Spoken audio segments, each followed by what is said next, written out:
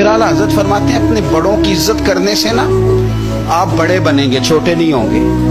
बड़ों का एहतराम करें, आप बड़ों का इकराम करें, आप बड़ों के साथ अच्छे तरीके से पेश आएं। आप फरमाते हैं मेरे रसूल पाक कहते हैं नबी पाक सल्लल्लाहु अलैहि वसल्लम के चचा के बेटे अब्दुल्ला इब्न अब्बास, हुजूर के चचा के बेटे, इतना बड़ा खानदान तो नहीं ना हो सकता जितना मेरे नबी पाक का खानदान बड़ा है। हुजूर ने दुआ दी हजरत अब्दुल्ला इब्न अब्बास को, लेकिन वो शागिर्द थे हजरत ज़ैद बिन साबित के, उनसे हदीसें सुनते थे।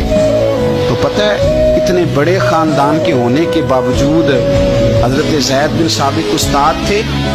आला हजरत लिखते हैं एक दिन हजरत ज़ैद बिन साबित घर से निकले घोड़े पे, जनाब अब्दुल्ला इब्न अब्बास हुजूर के सगे चचा के बेटे निकले, जनाब ज़ैद बिन साबित उनके उस्ताद हैं, तो शागिर्द ने दौड़ के उस्ताद के घोड़े की लगाम पकड़ ली और आगे आगे चलने लगे जिस तरह कोई खादिम चलता है। हजरत ज़ैद बिन साबित कहने लगे जनाब आप क्या कर रहे हैं, आप खानदान रसूल में से। तो आप फरमाने लगे हमें बताया गया है कि उलमा का अदब करना है, हमें सिखाया गया। जब ये लफ्ज कहे तो हजरत ज़ैद बिन साबित रदी अल्लाह ताला अन्हु छलांग लगा के घोड़े से नीचे उतरे और जनाब अब्दुल्ला इब्न अब्बास का हाथ चूम के कहने लगे हमें भी बताया गया है कि खानदान रसूल की इज्जत करनी है। हमारे बच्चे ना आजकल अदब से इसलिए खाली हैं कि हम सिर्फ अपना अदब कराते हैं। अगर सबका अदब कराएंगे तो इंशाअल्लाह वो हमारा भी अदब करें।